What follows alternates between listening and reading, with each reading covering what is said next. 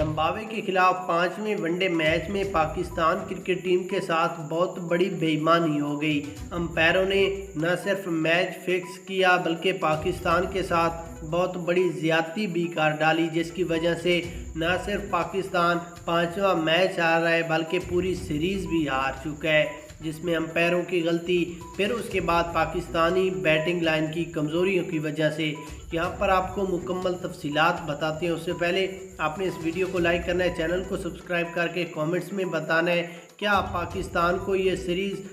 امپائروں کی وجہ سے ہرائی گئی ہے یا کوئی اور چالاکی تھی۔ اس کے بعد اگر یہاں پر ہم امپائروں کی بات کریں تو ہر میچ میں، ہر اننگز میں 1-2 نہیں بلکہ 4-4 5-5 غلط فیصلے جو کہ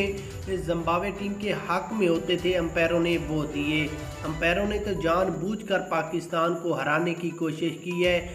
اور یہ کوشش ان کی کامیاب بھی ہو چکی ہے، کیونکہ زمبابوے نے پاکستان کو عبرتناک شکست دے کر ون ڈے سیریز اپنے نام کر لی ہے، جس کے بعد اب پاکستان کے پاس ایک واحد طریقہ ہے کہ یہ والا بدلہ آگے T20 سیریز میں لے، کیونکہ امپائروں کو اب پاکستانی اسکواڈ کو یہ چاہیے کہ وہ ICC میں اپیل کرے اور امپائروں کو سخت سے سخت سزا دے کر ان کو کرکٹ کی لائف سے دور کرے۔ کیا پاکستان کو یہ چاہیے کرنا